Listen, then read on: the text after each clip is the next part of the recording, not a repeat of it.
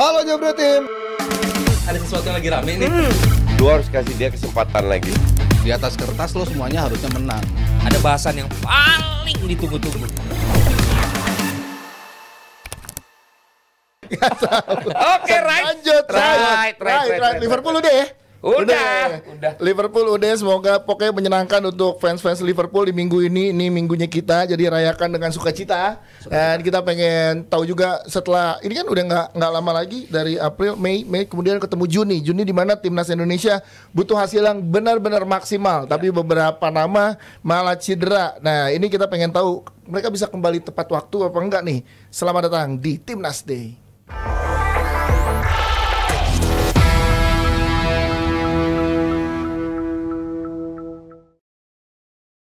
Pas bulan Juni nggak ada hitungan 2 bulan lah, ya nggak, hitungannya tuh cepet banget kalau udah ngomongin bulan Juni gitu. Kenapa sebulan nggak lama gitu?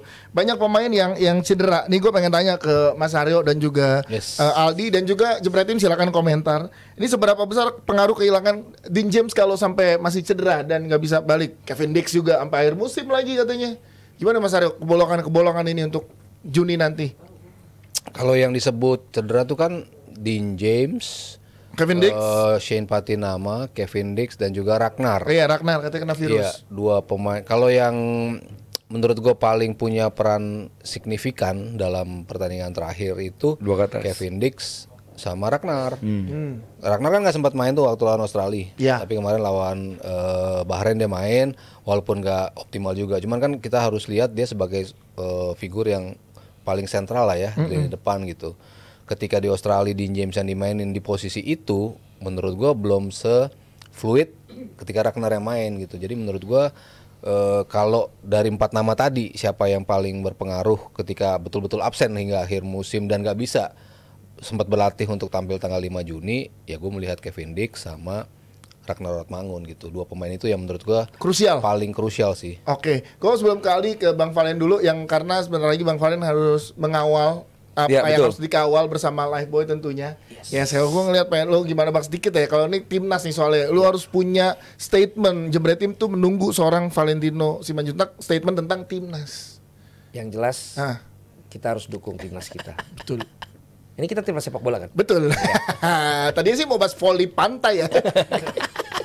Tadi kan kita belum punya. Gak banyak yang masih berpikir kita nih bisa di 1-2 ya, atau juga udah fokus di 3-4. Kemudian di 3-4 itu kita harus lolos di fase setelah 3-4 Playoff itu, ya. karena nanti kalau misalnya harus sampai ke zona yang Amerika Selatan Antar ya, konfederasi. Iya. itu semakin Ada 4 zona. kecil kemungkinannya.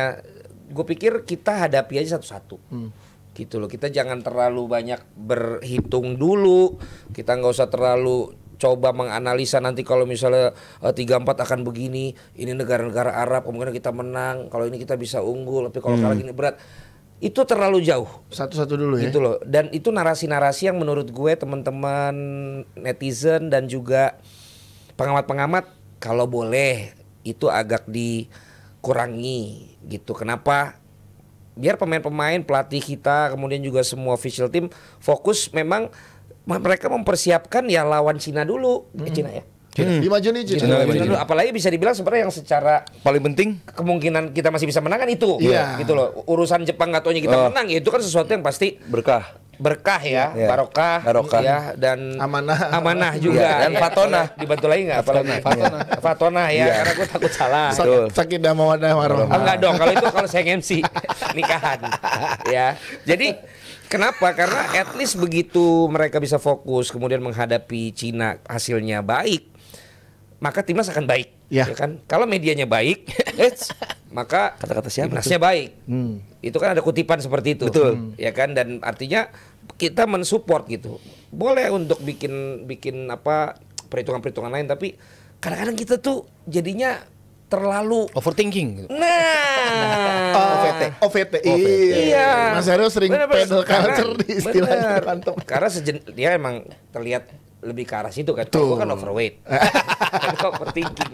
Gak apa-apa overweight, overthinking. Dan gue nggak tahu asal teman-teman jangan- setuju apa tidak. Tapi bagi gue sih itu yang paling utama sekarang. Dan masalah cedera pemain nanti dilanjutkan sama Ya, Aldi dan ya. juga Mas Haryo. Dan satu lagi, gua ya mungkin ada yang setuju dan tidak setuju. Mungkin Mas Aldi dan juga kalau Arab apa sih? Wan Haryo mungkin berbeda juga. Kalau kata gua, udah maksimalkan yang ada ini. Ya. Dengan yang Setuju. komposisi terakhir kemarin sudah disumpah juga. Karena ini kan tinggal 2 lagi nih, gitu loh. Kalau nambah-nambah lagi menurut gua nanti malah yang ada di dalam ini juga jadi terusik juga, Iya. gitu loh. Karena nambah, toh kemarin kan katanya puzzle yang hilangnya, ya kan? Joy. Udah Messi-nya ketemu. udah ada, Iya. si Olehnya Olehnya udah udah ada. ketemu. Jadi kalau gua sih gitu aja. Dan kita harus tetap optimis. Ya. Makanya gua selalu memilih untuk kawal Garuda. Kawal bersama. Lifeboy kawal Garuda. Gak, itu dia. Jadi sebelum nobar besok mandi Iya. dulu pakai Lifebuoy. Itu penting. Penting sekali. Gue sering ke stadion. Iya, Mantap ya. mantap banget. Ya, jadi kalau udah lo pakai Lifeboy Aman. Ini sama. Ih, best. Ntar masalah paket yang lo tawarin harganya ntar kita omongin. Nggak ada harganya di situ, jangan Iya, bohong. kan lo pasti mau bilang berapa kan? Nggak mau. Ya. Nggak mau, saya nggak mau Nah, kasih harga. temen- Boleh kita bawa ke tempat padel? Boleh. Bawa kemana boleh. Kita gantian di situ. Boleh. Kita gantian di dalam. Iya. Apa kan lo gak ada angkanya? Nggak ada. Cuman biasanya Jebretim tuh lebih seneng ngomongin begitu tuh di live-in. Nah gini gue nawarin lo segini nih. Buset. Gila kali ya. Gak lu gimana nih ngasih harga ke orang yang banyak Kemarin berjasa jersinya atas Liverpool. karir lu ya Iya, kali deh. Iya. Gak mungkin. Oh ya udah kalau gitu. Ya udah pokoknya. Tangan Ya gua udah. di sini. Udah jalan aja kalau gitu deh Nggak ada pokoknya. tangan di sini. Iya. Ya pokoknya gitulah. Iya, makasih Bang. Ya. Iya. Oke. Iya, sip. Alhamdulillah. Lu berangkat kapan? Besok Jam? jam 7 malam pesawat gue. Transit dulu. Oh paham. Ngerti kan lo? Paham. Transfer kan bisa kapanpun. Banget aman. kan, aman. Iya, kan besok kan gue udah ngeprint, besok minta tanda tangan Pak Wandi langsung. Kelas. Nomor telepon udah belum? belum Oh, belum. kasih. Ya soalnya lu gak pernah datang ke rumahnya. Pernah dong. Akhirnya? 2 kali. Oh, udah pernah akhirnya? Gue belum datang ke rumahnya Bang, tapi gue udah ke klubnya.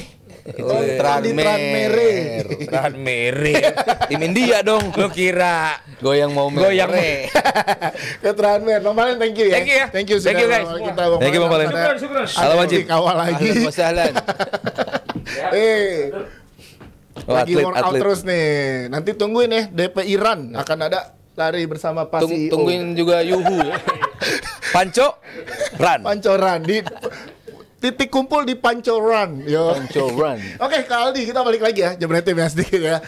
Lu gimana ngelihatnya? Karena kalau tadi Mas Hero bilang, gue juga sedikit setuju dengan siapa-siapa yang krusial, ya kan? Karena Shane Patinama dan juga siapa tadi ada Dean James, itu kan sebelumnya cadangan. Dean James tuh pas tahun Australia main ini ya, Depan. starting 11 ya. Iya. Ya, tapi Kevin Dix dan Ragnar nih gimana lu menurut lu? Iya, mungkin gua nggak fokus soal siapa yang paling krusial, siapa yang paling nggak bisa tergantikan gitu ya. Karena jelas Kevin Dix, Dean James, Ragnar, Shane semua penting. Cuman Dean James cedera, dia adalah pemain yang paling menawarkan offensive set piece challenge atau ancaman dari set piece paling banyak di Eredivisie. Di Liga Belanda nih paling banyak menawarkan tantangan untuk dari segi set piece Dean James. Dean James. Dari klub namanya itu adalah Go Ahead Eagles. Bukan Alkmaar, Bahkan gue bukan kira itu Utrecht, awalnya bukan bukan tim Ajax, Belanda bukan itu. PSV. Go ahead. Go ahead soalnya kan. Silakan. Eagles, iya. Silakan Eagles. Jadi buat gue itulah yang kita hilang gitu. Maksudnya pemain yang bisa menawarkan set piece offense yang bagus, crossing bagus, visi bagus, dan juga kecepatan bermain dan dalam 2 atau beberapa game terakhir udah mulai pelan-pelan padu kan nggak gampang ya Ya. untuk join dan juga langsung melt dengan tim. Dean James lagi ke arah sana gitu. Jadi nggak cuman Indonesia, Go Ahead Eagles-nya pun sangat kehilangan gitu. Beruntung timnya semalam menang adu penalti di Piala KNVB itu lawan Alkmaar Mas ya. Beruntung menang gitu piala yang udah 60 tahun Go Ahead Eagles tungguin gitu, dan performa dia liga ya udahlah kita nggak perlu bahas di sini, lo bisa google Yeah. sendiri gimana bagusnya. Cuman kehilangan seorang Dean James itu kehilangan peran di sisi kiri baik bertahan maupun menyerang gitu. Dalam skema 3 back dia bisa menjadi wing back dan juga bisa menjadi penyerang kiri gitu. Artinya bahwa ada beberapa tempat yang kehilangan di sisi kiri. Di kanan Kevin Dix pun demikian. Yes, hamstring.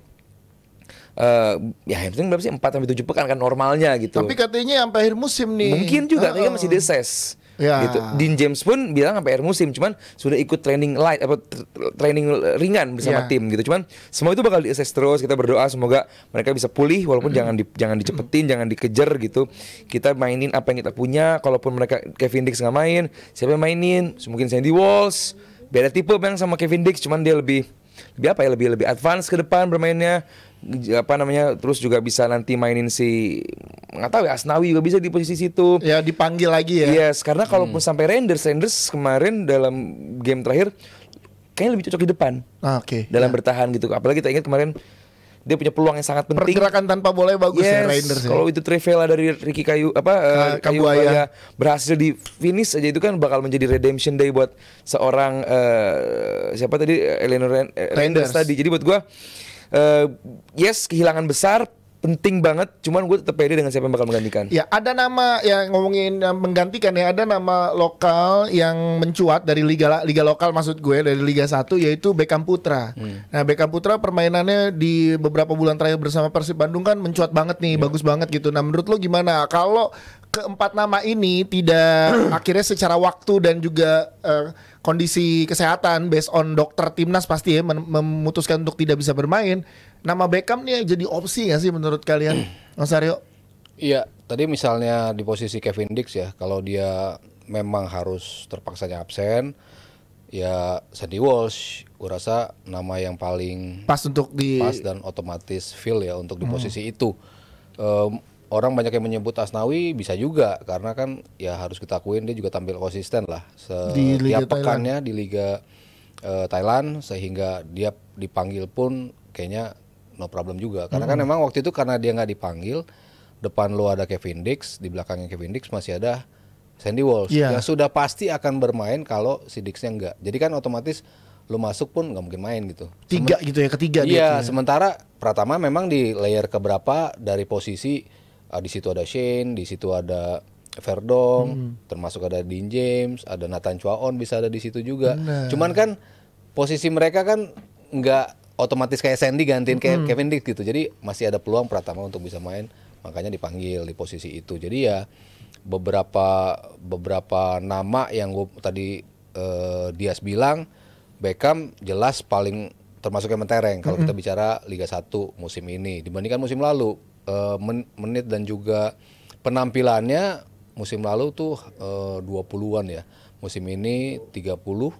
Tapi kombinasinya ketika musim lalu dia mencetak 1 gol di regular season dan 1 gol di Championship Series, musim ini dia udah cetak 6 gol dan juga 3 assist. Jadi progresnya emang kelihatan di saat pemain-pemain reguler mereka seperti David da Silva, seperti Ciro Alves banyak yang mengalami cedera, dia bisa step up untuk ngisi pemain-pemain ini. Jadi kan kalau kita ngelihat progres dia dari U20, U23, juara SEA Games juga dengan gol yang luar biasa, dari tengah, ketenangan yang kayak gitu.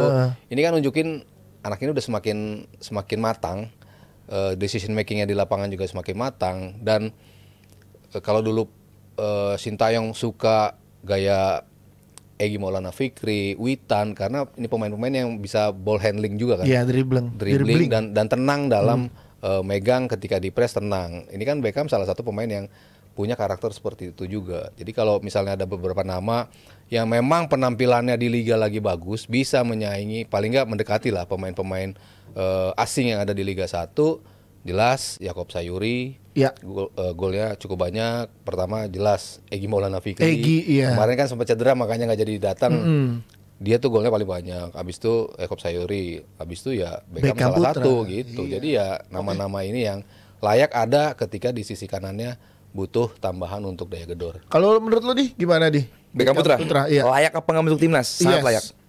Tapi maksudnya dari keempat ini nama itu yang nama Beckham lah yang harus jadi opsi. Kalau bicara soal menggantikan nama yang absen tadi,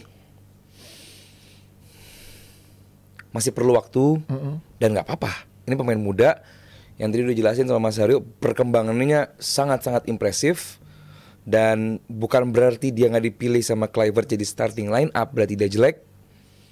Karena memang sekarang di posisi tersebut apalagi di back Yes, kita emang pack banget, Numpuk ya. numpuk banget. Dan Beckham Putra pemain di Liga 1 yang gue pernah siaran waktu di Liga Champions Asia juga, bagus mainnya, bagus gitu. Nggak yang inferior kompleks menghadapi rekan setimnya yang ya gue nggak tahu ya Mas, pemain Persib kan memang yang menjadi core-nya kan pemain asing gitu loh, pemain asing yang menjadi tulang punggungnya gitu, dan dia bisa mencuat menjadi salah satu pemain Indonesia yang mungkin dari segi fisik bukan yang paling besar, yang paling postur ya. dari segi postur mungkin bukan yang paling itu lah, paham itu kan. Ideal secara Tapi ininya ya. penempatan posisi, ball handling, visi, terus juga football knowledge, dia di atas umurnya sih buat gua. Gitu. Jadi kalau buat gua jangan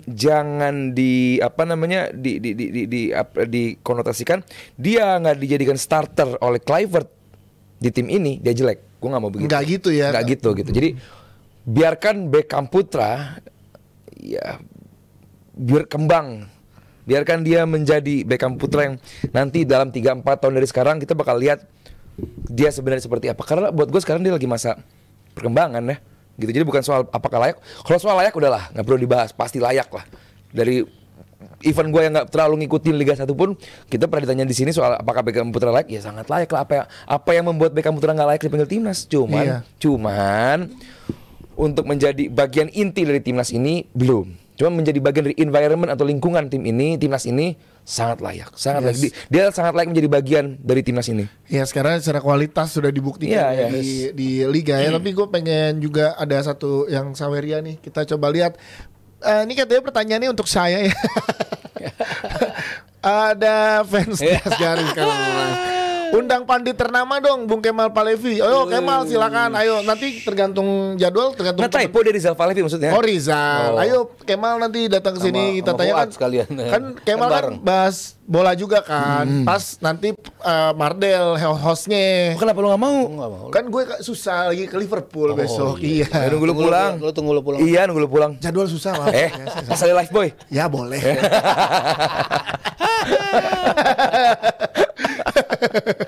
Bisa begitu. Oke, gue pengen tanya ini mungkin terakhir untuk timnas Indonesia ya, pertanyaan tentang timnas Indonesia. Tadi Bang Valen gue sempat sedikit ngutip kata-kata Bang Valen, cukup lah udah dengan udah yang komposisi sekarang dan yang udah disumpah, nggak usah nambah lagi. Lu berdua gimana ngeliatnya? Karena kayaknya arus naturalisasi belum berhenti. Dan Pak Erik kan bilang sendiri belum ada lagi rencana untuk naturalisasi dalam rentang ini gitu kan.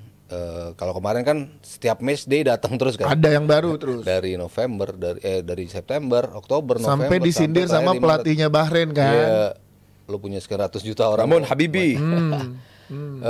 Tapi ya tadi seperti dibilang puzzle yang sudah semakin lengkap kan itu udah mulai terasa ya. Dari posisi kiper udah ada pelapis yang sama lah bisa dibilang. Paes, Emil, Joe sama Ole sih. Joe sama Ole. Oh iya, Ole Joe juga. Paul Pesi sama Ole buat gue jadi pelengkap puzzle-nya. Dan di posisi kipernya kan itu, di posisi wing kan kita selalu bilang ini kok menumpuk banyak, tapi gue selalu bilang selama kita punya pool dengan talents yang kualitasnya sama, semakin enak buat pelatih kan ngambil kan untuk nyusun squad gitu. Cuman kan kita selalu kehilangan puzzle si pencetak golnya itu kita nggak punya.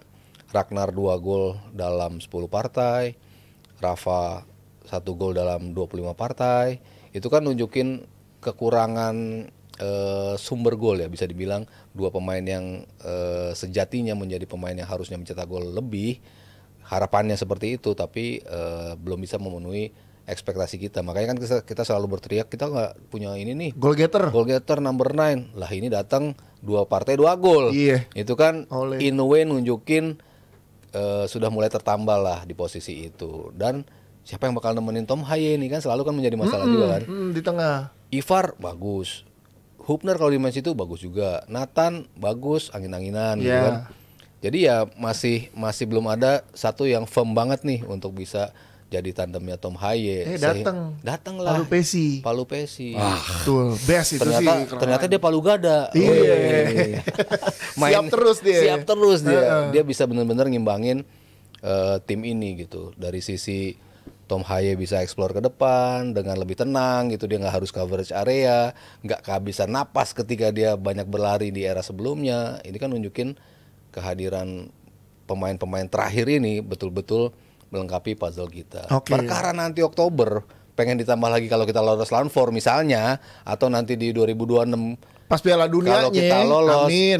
ada lagi penambahan, itu kan lain cerita gitu. Cuman untuk sekarang kayaknya cukup ya. Cukup lah, let this team lolosin tim ini kemanapun layaknya kita lolos. Setuju dengan itu. Setuju. Karena kalaupun kita mendatangkan pemain baru, let's say Riedewald atau siapapun, butuh waktu lagi. Ian Madsen. Lamine Yamal sih gue pengen. Lamine Yamal. Nggak bisa ya. Gak ada darahnya. Sekalian yuk.